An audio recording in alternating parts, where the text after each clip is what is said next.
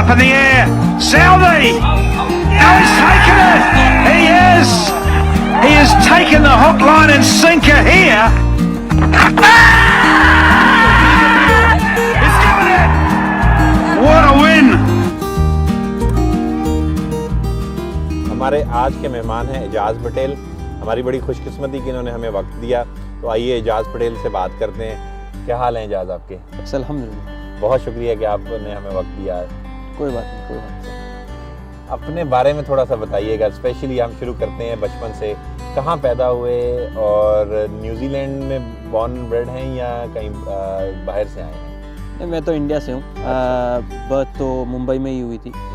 फिर 1996 में हम लोग आए थे, मेरी फैमिली आए थे, तो तब से तो यहाँ पर ही है। काफ़ी रिश्तेदार अभी भी है इंडिया में, तो काफ़ी आना जाना होता है। अच्छा, हाँ, वाइफ भी अभी मुंबई से ही है, तो उनकी फैमिली भी वहाँ पे ही है, तो काफ़ी फैमिली और रिश्तेदार है वहाँ पे, और काफ़ी यहाँ पे भी। बहुत अच्छा। अच्छा, ये बताइएगा कि कितने बहन भाई हैं और सब में से शरारती कौन है? 2 बहनें हैं और मैं हूँ। मैं सबसे बड़ा हूँ, दो छोटी हैं। शरारती तो ऐसे तो सब सीधे साधे हैं, लेकिन बहन भाइयों को परेशान करती रहती है, वरना तो क्या है। कि आपको अपनी बचपन की कोई शरारतें याद हैं? ऐसे तो कुछ ध्यान में तो नहीं आ रहा है, मुझे तो लगता है सीधा साधा था। अच्छा। लेकिन वो तो मम्मी पापा से पूछना पड़ेगा। कभी किसी की घर की घंटी बजा के भागे? नहीं, वैसी सब शरारतें नहीं। बिल्कुल ठीक हो गया। क्रिकेट कब स्टार्ट की? क्रिकेट लगभग अंडर 14 अंडर 15 से स्टार्ट किया। वैसे तो बचपन से ही खेलते आ रहे हैं, लेकिन अभी इंडिया और अपने एशियन कंट्रीज़ में तो आपको मालूम है पढ़ाई के पीछे दौड़ते हैं ज़्यादातर। तो वो टाइम पे इंडिया में जब था तभी तो मौका नहीं मिलता था इतना कुछ, मतलब कॉम्पिटिटिवली खेलने का। बस बाहर खेलते थे, लेकिन यहाँ पर आए तो थोड़ा टाइम और बैलेंस थोड़ा ज़्यादा था, तो उसमें फिर बाद में क्रिकेट का शौक़ था। तो मेरे चाचा और चाची ने मुझे पहले इनरोल किया था क्रिकेट के लिए, और पहले तो वही लेकर जाते थे। फिर बाद में क्या है कि किसी से कोई, मतलब पापा मम्मी तो बिज़ी रहते थे, तो उस टाइम पे किसी से कोई जा रहा होगा गेम में, टीममेट होता तो उनके पेरेंट्स के साथ में चले जाते थे। बिल्कुल सही हो गया। तो कौन सी एज थी जब पहली दफ़ा ग्राउंड गए और देखा कि न्यूजीलैंड में इतने खूबसूरत क्रिकेट ग्राउंड हैं और क्रिकेट खेलनी चाहिए? वो तो सब पहले से ही पता था, लेकिन मतलब तब तक का मौका नहीं मिला था, और ना कभी गए थे ना। तो प्राइमरी स्कूल में तो खेलते थे स्कूल की तरफ से, लेकिन मतलब ऐसे इतना कुछ कम्पिटिटिव नहीं था जैसे उस टाइम पे। आई सपोज कि वो जोश नहीं था कि आगे जाके क्रिकेट ही खेलना है। तो कब पता चला कि क्रिकेट ही खेलनी है? मेरे ख्याल से वो जब स्कूल मतलब हाई स्कूल में आया, उसके बाद से फिर बाद में वो मतलब वो जोश आया कि इसको ही करियर बनाना है, इसके पीछे ही मेहनत करनी है। और वो टाइम पे थोड़ा रिजल्ट्स भी अच्छे जा रहे थे, मेहनत भी चालू थी और मौके भी मिल रहे थे, तो वो टाइम पे ऐसा लगा कि हाँ, इसमें आप मेहनत करो तो आगे बढ़ सकते हैं। बिल्कुल सही हो गया। तो कौन सी उम्र में आपने अपना पहला प्रोफेशनल या डोमेस्टिक जो मैच है वो खेला? मतलब अंडर 19s के लिए तो खेला था। अंडर 19s के लिए ऑकलैंड अंडर 19s के लिए खेला था, लेकिन वो टाइम पे फास्ट बॉलर था। अच्छा। तो वो टाइम पे स्कूल से फिर मतलब जैसे वेस्टर्न डिस्ट्रिक्ट्स होता है, फिर वेस्टर्न डिस्ट्रिक्ट से फिर बाद में ऑकलैंड की ट्रायल्स में जाने मिलता है, उसमें सिलेक्शन होता है। तो उस हिसाब से पहले असल में क्या हुआ कि अंडर 17s में तभी मैं खेल रहा था, तो अंडर 17s में मैंने टूर्नामेंट अच्छी खेली थी। सही। तो उस आई थिंक सैटरडे को अनाउंस हुआ था कि अंडर 17s के लिए सेलेक्ट हुआ। अच्छा। फिर संडे को सुबह में कॉल आया था कि अंडर 19s के लिए ट्रायल देना है, क्योंकि कोई बॉलर इंजर्ड हो गया। तो मैं और दूसरा एक बंदा हम ट्रायल देने गए थे। तो उसमें ट्रायल में अच्छी बॉलिंग की थी, तो फिर अगले दिन फिर उन्होंने कहा कि अगर तुम चाहो तो तुम अंडर 19 के साथ में आ सकते हो। अच्छा, और क्या एज क्या थी उस वक्त आपकी? तभी लगभग 16 होगा, 16-17 होगा। तो उस टाइम पे वो मौका मिला। फिर 3 साल अंडर 19 खेले, उसमें भी अच्छा परफॉर्मेंस था, लेकिन अभी क्या है कि हाइट और बिल्ड के हिसाब से कोई देखता नहीं था कि ये फास्ट बॉलर है। और वो मैं अभी पीछे देखता हूँ तो वो उस हिसाब से सही भी था। अच्छा। क्योंकि अभी मैं सोचता हूँ कि अगर मैं अभी तक फास्ट बॉलर होता तो शायद जिस मुकाम में अभी पहुँचा हूँ उतना आगे नहीं बढ़ पाता। शायद मुश्किल होती। तो कैसे एकदम से फास्ट बॉलर से चेंज किया, स्पिन पर लेकर आए और उसमें भी कामयाबी हासिल कर ली? वो तो सब देखो, पहली बात तो आपकी मेहनत है, मेहनत करोगे तो सब हासिल हो सकता है। और दूसरी बात ये है कि आपका सपोर्ट सिस्टम बहुत इंपॉर्टेंट होता है। बिल्कुल सही। कोई भी चीज़ करो तो आपका सपोर्ट सिस्टम बहुत भारी होता है। तो उसमें मैं बहुत फॉर्चुनेट था कि मेरे पास में ऐसे लोग थे जिन्होंने मुझे बहुत सपोर्ट किया। वो टाइम पे मैं जब चेंज कर रहा था, एक तो दीपक पटेल थे, उन्होंने मेरे को बहुत गाइडेंस दिया। फिर यहाँ पर बैरिंगटन रोलन थे, जो सबब्स के कोच थे उस टाइम पे, जिन्होंने मेरे को वो मौका दिया कि दोनों में कर सकूं। बिल्कुल सही। तो पहले सीजन तो मैंने दोनों किया था, फास्ट बॉलिंग किया था, पहले ओपनिंग करता था, फिर पीछे से आके फिर बाद में स्पिन डालता था। अच्छा। तो उसमें क्या है कि फिर ये भी था कि मुझे फास्ट बॉलिंग नहीं छोड़नी थी, अगर जब तक मुझे ये नहीं है कि मुझे स्पिन बॉलिंग ही करनी है, क्योंकि जिस चीज़ में मैं माहिर था वो टाइम पे वो फास्ट बॉलिंग थी। तो ऐसा नहीं था कि मैं फास्ट बॉलिंग पूरा ही छोड़ दूं फिर स्पिन हो ही ना। तो वो टाइम पे बहुत मेहनत की थी कि एक्शन चेंज करना और फिर बाद में वो स्पिन बॉलिंग की अंडरस्टैंडिंग, हाँ उसकी। तो किसका मशवरा था कि इजाज फास्ट बॉलर छोड़ो, स्पिनर बनो और इसमें आगे चांस भी है? असल में ऐसा है कि फास्ट बॉलर जब प्रैक्टिस करने आते हैं तो जितनी हैसियत हो उतनी बॉलिंग कर सकते हैं, लेकिन बैट्समैन तो कभी ख़त्म ही नहीं होते प्रैक्टिस में, तो उनको फिर भी तुम्हारे को थोड़ी प्रैक्टिस देनी होती है। तो मैं पीछे से आके थोड़ी स्पिन बॉलिंग कर लेता था ऐसे ही, मतलब। लेकिन काफ़ी कोचेज़ ने ऐसा कहा है मुझे कि देखो अगर कभी फास्ट बॉलिंग छोड़ो तो स्पिन के बारे में सोचो। अच्छा। तो वो आई सपोज वो टाइम पे मेरी लाइट चमकी कि शायद मुझे कुछ और करना चाहिए, क्योंकि अच्छे परफॉर्मेंस के बाद भी मुझे सिलेक्शन नहीं हो रहा था। तो मुझे ऐसा था कि अगर मुझे आगे बढ़ना है तो क्या करना पड़ेगा।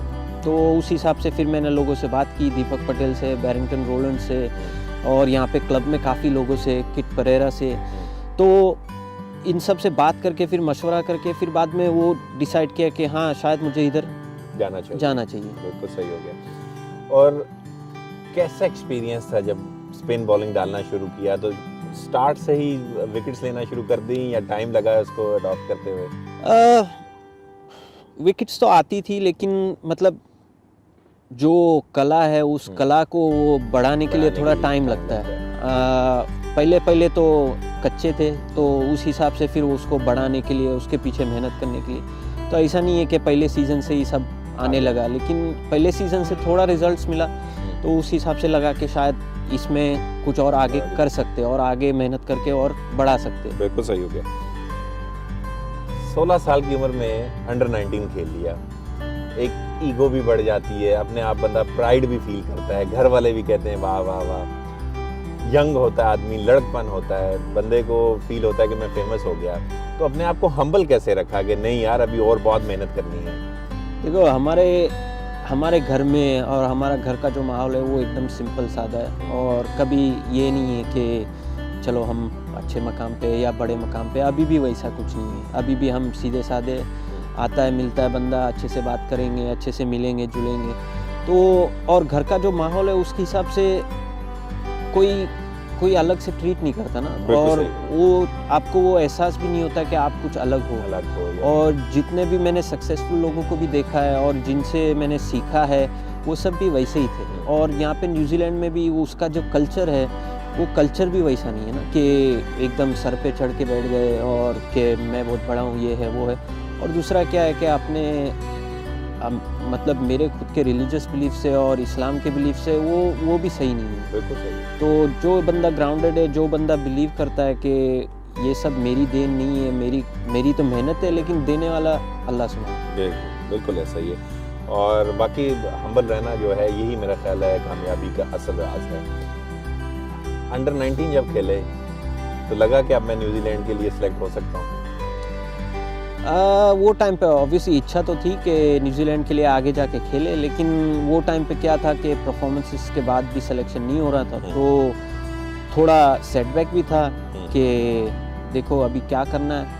और मुझे याद है एक बार मैंने बहुत अच्छी बॉलिंग की थी टूर्नामेंट में, और फिर उसके बाद में ना स्क्वाड में सेलेक्ट हुआ था, ना नॉन ट्रैवलिंग रिजर्व्स में सेलेक्ट हुआ था।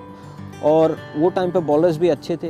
वो टाइम पे सऊदी भी था वही एज ग्रुप में, ट्रेंट बोल्ट भी था वही एज ग्रुप में, काफ़ी अच्छे अच्छे प्लेयर्स थे वो एज ग्रुप में, तो उसमें पहुंचना भी मुश्किल था। तो उस टाइम मुझे याद है मैंने अब्बा से फ़ोन पे बात की थी कि देखो मैंने अच्छी अच्छी बॉलिंग की है लेकिन सिलेक्शन नहीं हुआ। तो अब्बा ने बहुत अच्छा जवाब दिया था कि देखो उसके पीछे कुछ ना कुछ अल्लाह की राज होगी, तुम तुम्हारी मेहनत करते रहो, अल्लाह ने जो बनाया वो तुम्हारे को तो मिलेगा ही, एज लॉन्ग एज तुम मेहनत करोगे। बिल्कुल ऐसा ही। कोई वक्त ऐसा आया कि जब हिम्मत हार दी कि यार ये तो जगह नहीं बन रही है, अब कुछ और किया जाए? नहीं, बिल्कुल नहीं। अच्छा। आई थिंक मेरे लिए मेरी जो सेल्फ बिलीफ थी और मेरी जो मेहनत थी और मेरा जो विश्वास था कि अगर मैं मेहनत करूँगा तो जो मुझे चाहिए वो अल्लाह देंगे। तो मेरी मेहनत हमेशा रही थी कि मैं कुछ ना कुछ मतलब उस पर फोकस रहूँ, उस पर मेहनत करते रहूँ। तो कभी ऐसे हार नहीं मानी कि चलो अभी तो मौका चले गया।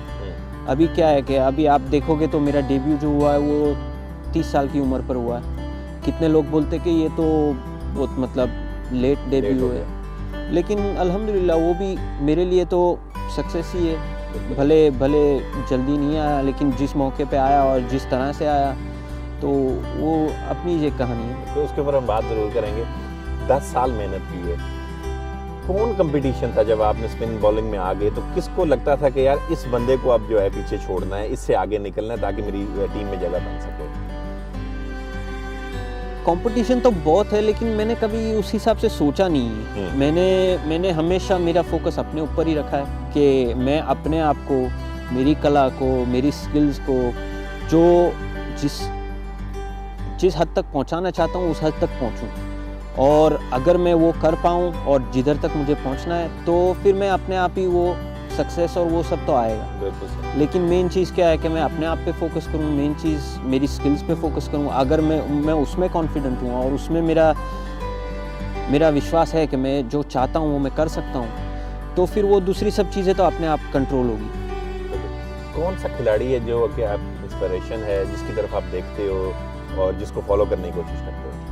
अभी देखो न्यूजीलैंड के हिसाब से स्पिन बॉलिंग देखा जाए तो डैनियल विटोरी तो मतलब लेफ्ट आर्म स्पिन था, लेकिन उसकी एट्रीब्यूट्स अलग थी, मेरी एट्रीब्यूट्स अलग है। वो काफ़ी ऊंचा था, वो उसकी कंट्रोल जो था वो अलग ही था और पूरी दुनिया में वो माहिर था। और अभी मैं क्या, मेरी कद छोटी है तो मेरे हिसाब से जो मेरी हाइट के हिसाब से और मेरी कला के हिसाब से जो मैं देखता हूँ, अभी पहले रंगना हेरात थे, वो उनकी हाइट, बॉडी, वो उनकी जो कला थी वो क्वाइट सिमिलर थी, तो उनकी बॉलिंग काफ़ी देखी है। फिर अभी रिसेंट टाइम्स में रविंद्र जडेजा और अश्विन, भले अश्विन ऑफ स्पिनर है लेकिन वो जो उनकी जो स्किल्स है और उनकी जो कंट्रोल है और जिस हिसाब से वो बॉलिंग डालते हैं खास करके सब कॉन्टिनेंट कंडीशंस में, तो उनसे काफ़ी बहुत सीखने मिलता है। क्योंकि न्यूजीलैंड में तो हम डालते ही हैं, न्यूजीलैंड की स्किल्स तो हमें आती है, लेकिन इम्पॉर्टेंट चीज़ ये है कि देखना है कि एशियन कंडीशंस में उन लोग कैसे डालते हैं और कैसे उनको सक्सेस मिलता है। क्योंकि खास करके हमारे न्यूजीलैंड स्पिनर्स को हमेशा ये रहा है कि वहाँ पे एशियन कंडीशंस में जाते तो प्रेशर ज़्यादा रहता है कि स्पिनर्स को परफॉर्म ही करना है, और दूसरी बात कि एशियन कंट्रीज़ के जो बैट्समैन रहते हैं वो स्पिन बॉलिंग के ऊपर माहिर रहते हैं। तो उस हिसाब से उनसे जो सीखने मिलता है, उनसे जो देख के कि उन क्या कोशिश है उनकी, कैसे वो डालते हैं, क्या स्किल्स है उनकी, तो उससे वो सीखने मिलता है ताकि जब तुम एशियन कंट्रीज़ में जाओ तो वो तुम लेकर जाओ, उस हिसाब से आप गेम प्लान बना सको। सही। तो न्यूजीलैंड का डेब्यू कब हुआ और किसके खिलाफ हुआ? न्यूजीलैंड का डेब्यू अभी 2 साल पहले पाकिस्तान के सामने यूएई में। असल में मुझे तो 2 महीने पहले मालूम गिरा था कि सीरीज में सेलेक्ट हुए, लेकिन ऑब्वियसली ये नहीं पता था कि खेलेंगे कि नहीं खेलेंगे। अच्छा, 2 महीने पहले उन्होंने बता दिया कि आप सिलेक्ट हैं, मेहनत चालू कर दें। ठीक हो। तो उस टाइम पे मैं विंटर ट्रेनिंग स्क्वाड में भी था, तो हमारी ट्रेनिंग उधर क्राइस्टचर्च में होती थी, मार्की के अंदर। तो उसमें कंडीशंस भी ऐसे थे कि वो विकेट्स एकदम वो स्लो हो गई थी और टर्न भी हो रही थी, तो वो कंडीशंस एकदम सही थी उस प्रैक्टिस के लिए, उस हिसाब से। तो फिर बाद में जब यूएई गए तो पहले तो ए सीरीज़ थी हमारी, तो ए सीरीज़ में खेले, ए सीरीज़ में अच्छा परफॉर्मेंस था, पाकिस्तान ए के सामने हमने 20-20 खेले, तो उसमें अच्छा परफॉर्म किया। तो अभी ऊपर वाले की मर्जी, लेकिन मैं तो गया था टेस्ट सीरीज के लिए, लेकिन उन्होंने बुला लिया 2020 के लिए। अच्छा। तो उस टाइम पे पहले 2 2020 मुझे खेलने का मौका मिला था। पहले ही मैच में 5 विकेटें ले डाली, कैसी फीलिंग थी? अभी वो टाइम पे तो इतना, मतलब वो टाइम में गेम में इतना इन्वॉल्व था कि वो सोच ही नहीं रहा था कि 5 विकेट हो जाएगी या कि ये गेम इतना मेमोरेबल बनेगा। वो टाइम पे फोकस मेन था कि कैसे विकेट ली जाए, कैसे रिस्ट्रिक्ट किया जाए। तो वो गेम में इतना इन्वॉल्व था कि मुझे पता ही नहीं था कि सिचुएशन क्या है, और स्कोरबोर्ड तक भी देखा नहीं था कि कितने अभी और रन बाकी है। बस ये था कि गेम खींचते जाओ और जितना मुश्किल हो सके उतना मुश्किल बनाओ। तो और वो लास्ट विकेट भी ऐसी थी कि फिर बाद में रिव्यू भी था, तो उसका इंतज़ार था कि क्या होगा। और सबके मतलब उसमें इतना वो भी नहीं था, कॉन्फिडेंस भी नहीं था 100% के डेफिनेटली आउट है। थोड़ा बहुत डाउट भी था सबके दिमाग में। तो जब वो फिर हमारे तरफ डिसीजन आई, तो वो फीलिंग तो मुझे नहीं लगता कि पूरी करियर में मैं भूल पाऊँगा। और ऑब्वियसली फर्स्ट गेम में वो जो सक्सेस है और वो जो जो चाहते है वो उससे ज़्यादा ही मेरा ख्याल है जो चाहा वो मिल गया पहले ही गेम के उससे ज़्यादा ही मिल गया। किसको आगे सबसे पहले फ़ोन किया? वालिदा से बात हुई, वालिद से बात हुई, क्या फीलिंग्स थी उन लोगों की? जी, पहले तो मेरी वाइफ थी वहाँ पे, तो उनसे मिला। और फिर बाद में अम्मी अब्बा को कॉल किए। लेकिन उससे पहले भी कई मीडिया और वो सब करना पड़ा। तो वो सब मतलब इंटरनेशनल क्रिकेट में तो वो सब होते रहता है। बिल्कुल ऐसा ही है। लेकिन डेफिनेटली सबसे पहले फैमिली को ही कॉल किया। नींद तो नहीं आई होगी इस रात? नहीं, बिल्कुल नहीं। वो रात मुझे नहीं लगता है कि मोस्ट टीममेट्स को भी नींद आई थी, क्योंकि वो गेम ऐसा था कि बाहर हमारे अलावा किसी ने सोचा ही नहीं था कि जीत सकते हैं। बिल्कुल ऐसा ही। पाकिस्तान उन दिनों में बहुत मैच जीत रहा था और दुबई में हराना पाकिस्तान को मुश्किल था जी। और मेरा ख्याल है कि ये काफ़ी अरसे के बाद न्यूजीलैंड ने पाकिस्तान होम ग्राउंड के ऊपर हराया। आई थिंक मेरे ख्याल से 60 odd years, which is a long time. और उसमें ऑब्वियसली आपका बहुत बड़ा किरदार था और बहुत ही अच्छा और बहुत ही मेमोरेबल मैच सबके लिए। तो कौन सा ऐसा बैट्समैन है जिसको बॉल डालते हुए सोचना पड़ता है कि यार ये बंदा मारेगा आगे से, इसको ज़रा देख के बॉल डालो? अभी देखा जाए तो इंटरनेशनल क्रिकेट में सब अलग अलग खिलाड़ी होते ना। कोई ऐसे खिलाड़ी होते कि जो तुम्हें धीरे धीरे ब्रेक करते। कोई ऐसे होते कि तुम्हें लगता ही नहीं है कि वो आने वाले, फिर अचानक से आ जाते हैं। और कोई ऐसे होते कि आपको पता है कि ये पहले बॉल हो या लास्ट बॉल हो मारेगा।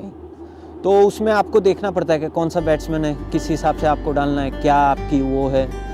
तो आई सपोज इंटरनेशनल क्रिकेट में ऐसा कुछ नहीं है कि एक खिलाड़ी ज़्यादा डेंजरस है, दूसरा खिलाड़ी ज़्यादा डेंजरस है। लेकिन हर एक खिलाड़ी के पास में अपनी अपनी कला होती है, तो उस हिसाब से आपको बॉलिंग डालनी पड़ती है। लेकिन हाँ, ये ज़रूर है कि हर टीम में वो 1 या 2 बंदे होते हैं जो एकदम क्रूशल विकेट होती है। आप अभी देखा जाए तो न्यूजीलैंड की टीम में रॉस टेलर है, केन विलियमसन है, ऑस्ट्रेलिया की टीम में स्टीव स्मिथ है, वार्नर है, फिर बाद में अपने इंडिया में कोहली है, और मतलब रोहित शर्मा है। और फिर बाद में आप इंग्लैंड में भी देखो तो स्टोक्स है, जो रूट है। अभी हर एक इंटरनेशनल टीम में ऐसे काफ़ी खिलाड़ी होते हैं जिसको आपको संभाल के डालनी पड़ती है और अलग समझ के डालनी पड़ती है, क्योंकि आपको पता है कि वो विकेट कितनी बड़ी है। लेकिन at the same time as a bowler आपको ये भी सोचना है कि मैं विकेट लूँगा। आपको वो कॉन्फिडेंस होना चाहिए कि भले कोई भी हो सामने, भले दुनिया का सबसे अच्छा खिलाड़ी हो, मैं आउट कर सकता हूँ। लेकिन मेन चीज़ क्या है कि कैसे आउट करूँ। मैं क्वेश्चन को रिपीट करता हूँ किसी और तरीके से। कौन सा ऐसा बैट्समैन है जिसको बॉल कराते हुए मज़ा आता है और सोचते हैं यार इसको बॉल कराई जाए तो ज़रा अच्छा भी है, इसको आउट करने का भी मज़ा आएगा? अभी देखो इंटरनेशनल क्रिकेट में तो इतने खिलाड़ियों को नहीं डाला है, लेकिन पाकिस्तान के सामने डाला था तो पाकिस्तान के सामने आई थिंक बाबर आजम को डालने में मज़ा आई थी, क्योंकि वो टाइम पे बाबर आजम को इतनी अपॉर्चुनिटीज़ नहीं मिल रही थी टॉप ऑर्डर में, क्योंकि पाकिस्तान का टॉप ऑर्डर काफ़ी स्ट्रॉन्ग था, लेकिन आपको दिख रहा था कि ये बंदे के पास में है वो कला जो वो गेम लेकर जा सकता है। बिल्कुल सही है। और obviously Azhar Ali proven record है उनका और काफ़ी माहिर है वो, और उनकी विकेट लेना इतना आसान नहीं है क्योंकि वो इतने रिस्क नहीं लेते, और टेस्ट क्रिकेट के हिसाब से वो उनको आउट करना और उनकी कंडीशंस में काफ़ी मुश्किल है। सही। कौन सा ऐसा ग्राउंड है जो कि ख्वाब है कि यहाँ पे जाके बॉल डालूं और 5 विकेट का हॉल मिले और सब तरफ शोर हो मेरे लिए? आई सपोज पहले तो न्यूजीलैंड में करने का वो है कि न्यूजीलैंड में भले कोई भी ग्राउंड हो, यहाँ पर 5 विकेट लेनी है और न्यूजीलैंड के लिए गेम जिताना है। और दूसरा तो हर एक बंदे का मुझे लगता है सपना होगा या तो MCG या तो फिर लॉर्ड्स। वो 2 ग्राउंड्स है जो क्रिकेट में मशहूर है। और I suppose after that India Eden garden Kolkata, 1 lakh क्योंकि लोग वहाँ बैठे पे हैं। हाँ जो शोर है, जो क्राउड जो अपनी एशियन टीम्स के पीछे जो क्राउड वो करता है, वो एक्सपीरियंस आपको नहीं मिलेगा किधर भी। भले मतलब इवन श्रीलंका में भी गए थे तो वहाँ के जो क्राउड्स थे, शोर होता है लेकिन वो मज़े भी ले रहे मजे होते भी है, डांस कर रहे हैं, म्यूजिक बज रहा है, गेम में इन्वॉल्व हाँ। हैं। यहाँ पे और तरीके से इन्वॉल्वमेंट होती है, जी। यहाँ बैठ के हम्बल तरीके से बड़े सुकून से बंदे जी। जो है वो साथ थोड़ा ड्रिंक कर रहे हैं, हाँ। बात देख रहे हैं, लेकिन वहाँ पे वो और फेस्टिवल है पूरे का। हाँ। इंडिया के लिए बात करें, इंडिया के खिलाफ खेले हैं आप अभी के लिए? जी अभी ये लास्ट सीजन ही खेले थे अच्छा। इंडिया के सामने, न्यूजीलैंड के अंदर या इंडिया के अंदर? न्यूजीलैंड के लिए। सही। तो मतलब मज़ा तो बहुत आया लेकिन ज़्यादा मौका नहीं मिला बॉलिंग करने का। सही।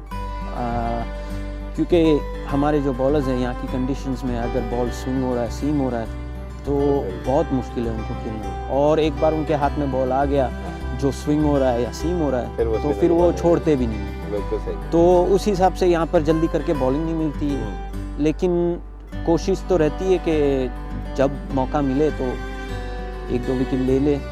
और लेकिन ये है कि इंडिया के सामने खेलने का जो वो था वो स्पेशली फीलिंग होती है ना, क्योंकि आपको मालूम है कि आप इंडिया के सामने खेल रहे हो जहाँ से आप आए हो, और आई सपोज तुम्हारा कल्चर है, आपको समझ में आता है वो क्या बातें कर रहे हैं। आप हिंदी बोल सकते हो, वो भी हिंदी में बातें कर रहे हैं, तो आपको समझ में आता है वो क्या बोल रहे हैं। और हाँ, और थोड़ा बहुत आपके पीछे भी लगे रहते तो आपको समझ में आता है। कभी आपके साथ स्लेजिंग हुई उस मैच के अंदर? इंडिया ने कभी आपकी तरफ आके कोई बात कही हो किसी बॉलर ने? नहीं, मुझे मतलब डायरेक्टली तो कुछ हुआ नहीं, बस खाली ये था, मुझे याद है कि विराट कोहली पूछ रहा था कि आई थिंक दूसरे टीममेट्स को जो हमारे A सीरीज़ में खेले थे, तो उन्होंने पूछे थे कि इसको हिंदी आती है। अच्छा। तो वो बता रहे थे कि हाँ उसको आती है। तो विराट कोहली से मुलाकात हुई है अलहदा से? नहीं, इतनी मुलाकात नहीं हुई क्योंकि वो टाइम पे हम हमारे चीज़ में बिजी थे, वो उनकी चीज़ में बिजी थे, और काफ़ी टाइट स्केड्यूल भी था, तो इतनी कुछ मुलाकात नहीं हुई। लेकिन मतलब A सीरीज़ में भी खेले तो थोड़े प्लेयर्स लोग से बातें हुई, सब पूछ मतलब कैसे चलता है, क्या सिस्टम है, क्या नहीं, तो उस हिसाब से बातें हुई थी। थोड़ा ट्रिकी क्वेश्चन, न्यूजीलैंड और इंडिया का मैच हो और आप ना खेल रहे हो तो किसको सपोर्ट करते हैं? न्यूजीलैंड। अच्छा। और अगर इंडिया और किसी और टीम का मैच हो रहा हो तो इंडिया को सपोर्ट करते हैं। बहुत खूब। लॉकडाउन आ गया, सारी क्रिकेटिंग जितनी भी एक्टिविटीज थी खत्म हो गई। माशाल्लाह मैं देख रहा हूँ अभी भी फिट हैं आप, वरना मेरे जैसे लोगों ने 10-10 किलो वजन, 8-8 किलो वजन बढ़ाया। कैसे अपने आप को मेंटेन किया लॉकडाउन के थ्रू? देखो वो तो करना ही पड़ता है। आपको पता है कि भले लॉकडाउन अभी है लेकिन 2-3 महीने के बाद क्या हो रहा है कुछ पता नहीं। जैसे अभी बांग्लादेश की सीरीज़ थी, वो तो स्केड्यूल थी लेकिन पता नहीं था कि वो होगी या नहीं होगी, तो उसके लिए तैयार रहना पड़ता है। और इंटरनेशनल क्रिकेट में ऐसा है कि उनके स्केड्यूल्स ऐसे रहते कि सब कुछ एक के बाद एक होता है। तो अभी जब मौका था तो ज़रूरी था कि फ़िटनेस मेंटेन किया जाए, फ़िटनेस पे ध्यान दिया जाए, खाने पीने पे ध्यान दिया जाए, क्योंकि लॉकडाउन में ऐसा भी था कि ऐसा नहीं है कि खाना नहीं खाया है, खाना खाया है, इंजॉय भी किया है, मेहनत भी की है। लेकिन मेरा तो सिंपल था, इतना कुछ ज़्यादा ओवर द टॉप नहीं था। मैं मतलब एक हफ़्ते में मेरे पास स्टेशनरी बाइक है घर में, तो एक हफ़्ते में 120 किलोमीटर्स करने की कोशिश करता था। अच्छा। तो लेकिन मतलब बोलने में ज़्यादा लगता है लेकिन टाइम में इतना कुछ नहीं है। हर 3 दिन में आधा घंटा एवरी 3 days, बस उतना ही था। फिर खाली खाने पे ध्यान दो। ठीक है। और खाने में जब आप ध्यान दो की बात करते हैं, हमारे यहाँ तो कड़ी, उसके बाद बिरयानी, नान, तो वो ध्यान क्या है? मतलब ये सारी चीज़ें एलिमिनेट हो जाती हैं। अभी मैं सच बोलूँ तो उस पर मुझे अभी भी मेहनत करने की ज़रूरत है, क्योंकि डाइट, हमारा इंडियन जो डाइट है जिस पे हम ब्रॉटअप होते हैं, वो हेल्थ तरीके से सबसे अच्छा नहीं होता है, खास करके स्पोर्ट्स के लिए। बिल्कुल ऐसे। तो उसमें आपको चुनना पड़ता है कब वो खाना है, कब नहीं खाना है, कितना खाना है, कितना कम खाना है। लेकिन मैं तो देखो अभी पूरी तरह से देसी हूँ। घर पे तो इंडियन ही खाना चलता है, बनाना बनेगा वही तो हाँ, खाएंगे भी और वही। घर पे बोलना भी हिंदी है, तो मतलब मुझे इंडियन खाना ही पसंद है।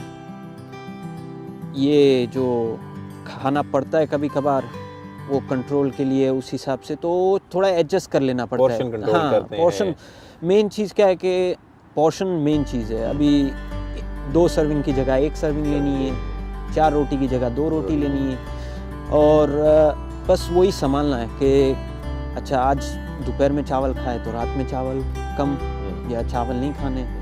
लेकिन अभी भी उस पर मेरी मेहनत चालू है। अभी भी ऐसा नहीं है कि मुझे पूरी तरह से कंट्रोल है, वो धीरे धीरे होते रहे। बिल्कुल सही हो गया। कौन खिलाड़ी है जो आपके साथ ट्रेनिंग करता है और आपका कोच कौन है? मेरे साथ मैं बहुत फॉर्चुनेट हूँ कि यहाँ पे सबब्स में खेलता हूँ, तो काफ़ी खिलाड़ी है जो फर्स्ट क्लास क्रिकेट खेल चुके हैं, इंटरनेशनल क्रिकेट खेल चुके हैं।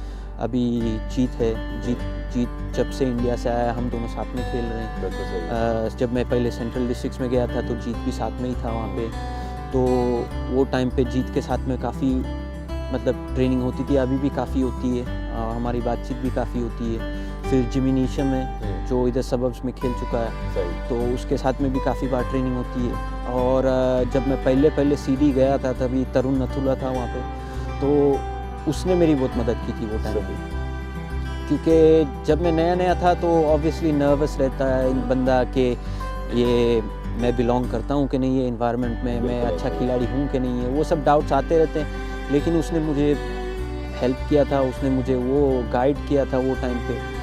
और दीपक पटेल ने भी बहुत बड़ा हाथ दिया है कि जब मैंने शुरू किया था तो उन्होंने मुझे सब ट्रेनिंग दी थी उस हिसाब से कि तुम्हें स्पिनर के हिसाब से ये करना है, वो करना है, तुम स्पिन करोगे तो तुम्हारे को ये सीखना है, वो सीखना है। तो उस हिसाब से जो था उन्होंने मतलब बहुत मेहनत की। मैं और जैसे मैंने कहा बैरिंगटन रोलैंड है, किट परेरा है, बेवन जेकब्स है, बहुत सारे कोचेस हैं जिसको मैंने अभी तक मेंशन भी नहीं किया है, और रिसेंटली पॉल वाइजमैन है।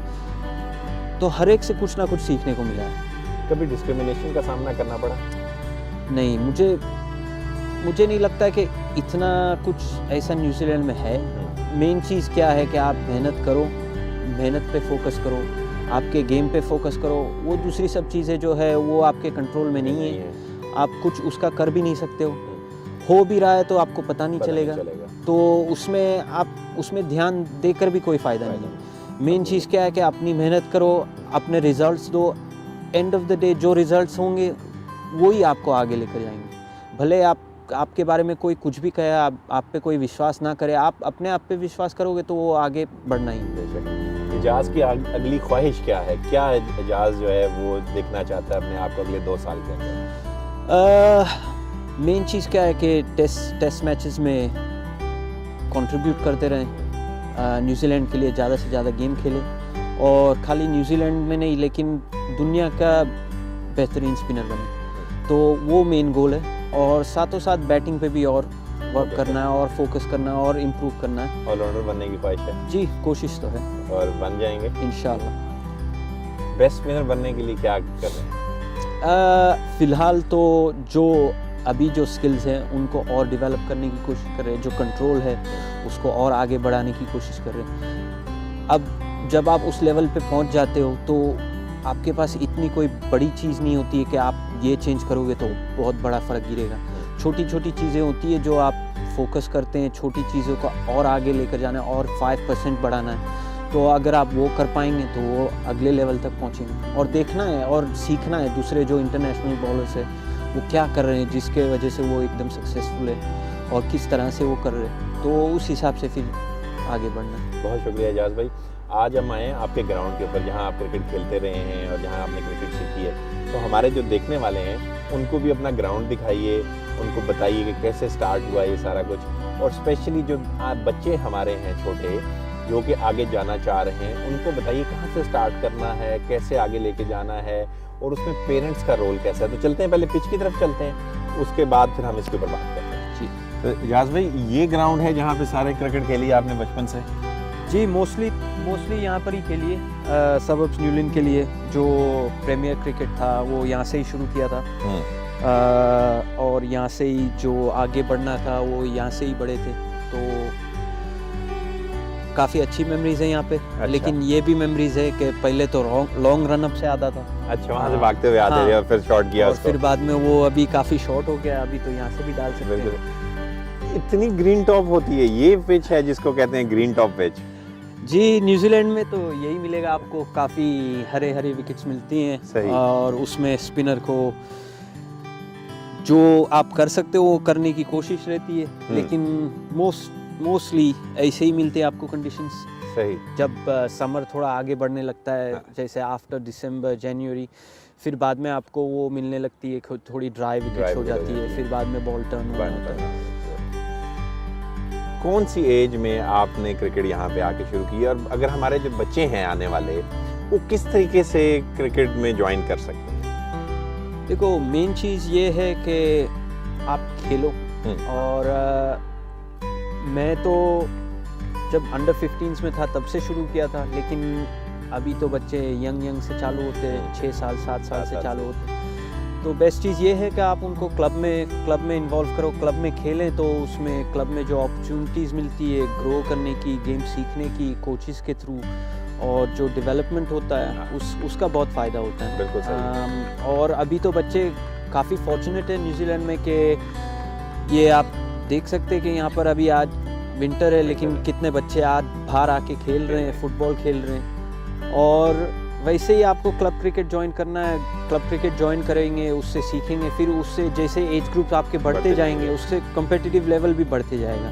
फिर एज ग्रुप्स में भी प्रीमियर्स आते हैं, फिर मेंस क्रिकेट में आप फिर पहले तो स्कूल आएगा आपका फर्स्ट 11, जो स्कूल का क्रिकेट है वो हाईएस्ट ग्रेड है फर्स्ट 11। वहाँ पे आप अच्छा परफॉर्म करो तो फिर स्काउट्स के नज़र में आते हैं, सेलेक्टर्स के नज़र में आते हैं, फिर जाके क्लब क्रिकेट में आते हैं। फिर मेन चीज़ क्या है कि आपको फिर अगर फर्स्ट क्लास क्रिकेट तक बढ़ना है तो क्लब क्रिकेट में, प्रीमियर क्रिकेट में परफॉर्म करो। खास करके ऑकलैंड में आप क्रिकेट में, प्रीमियर क्रिकेट में आप परफॉर्मेंस दोगे तो आपको ऑकलैंड ए का मौका मिलेगा।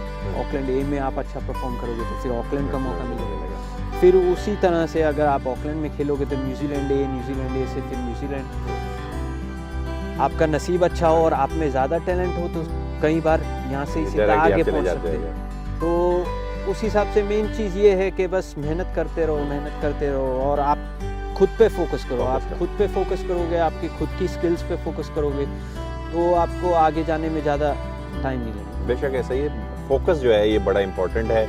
और अगर आपने अपना गोल बना लिया है कि यहाँ पहुँचना है और उसको कैसे अचीव करना है, छोटे छोटे ऑब्जेक्टिव्स बनाकर, तो मेरा ख्याल है कि मेहनत की जाए तो अल्लाह ताला जो है वो रंग लगाता है। जी डेफिनेटली, वही मेन चीज़ है ना, आपके हाथ में जो है, आपके हाथ में मेहनत है, दूसरा कुछ आपके हाथ में नहीं है और दूसरा कुछ आप कंट्रोल भी नहीं कर सकते। तो वही मेन चीज़ है, आपको देखना है कि किधर मेहनत करनी है, किस पे मेहनत करनी है, और उस पर तुम्हारे आसपास जो लोग हैं वो सही बंदे होने चाहिए। अगर वो आपको सही गाइडेंस दे सकते हैं, सही टूल्स दे सकते हैं। वैसे ही जैसे आपको मैंने कहा कि मैं बहुत फॉर्चुनेट था कि मैं इस क्लब से जब जा रहा था तो मेरे पास में बहुत टूल्स थे जो मैं यूज़ कर सकता था। बहुत सही बंदे मिले थे मुझे सही टाइम पे। जो हमारे कोचेस थे, बैरिंगटन रोलन था, किट परेरा था, फिर जो प्लेयर्स थे उस टाइम पे, और फिर दीपक पटेल भी थे। तो वो टाइम पे वो जो बंदे थे वो मेरे लिए बहुत इम्पोर्टेंट थे और उन्होंने बहुत हेल्प की और मेहनत की और उस हिसाब से उन्होंने सही गाइडेंस भी दिया वो टाइम। बिल्कुल ठीक हो गया। बहुत शुक्रिया एजाज भाई, बहुत मज़ा आया आपसे बात कर कर। उम्मीद करते हैं कि आपको भी अच्छा लगा होगा अपने बारे में बचपन से शुरू कर आखिर तक लेके बताना हमें। नहीं, थैंक यू वेरी मच। आपने मुझे बुलाया, आपने मुझसे बात की, उसके लिए बहुत बहुत शुक्रिया। आपका बहुत शुक्रिया कि आपने हमें टाइम दिया। Thank you. अपना बहुत ख्याल रखिएगा और उम्मीद करते हैं कि आज का प्रोग्राम आपको पसंद आया होगा। एजाज हमारे साथ थे, जैसे कि पहले बात की हमने कि उनके बचपन से लेकर आज तक उन्होंने जैसे क्रिकेट में अपनी अचीवमेंट्स की हैं उसके ऊपर बात की। और जो सबसे इम्पॉर्टेंट मैसेज उन्होंने दिया वो है फोकस करने का, अपने गोल्स बनाने का और मेहनत करने का। अगर आप मेहनत करते हैं और कुछ हासिल करना चाहते हैं तो बाकी सब तमाम चीज़ें जो हैं वो खुदा पर छोड़ दें, वो आपकी मदद करेगा। तो अपना बहुत ख्याल रखिएगा और उम्मीद करते हैं कि आज का शो आपको पसंद आएगा।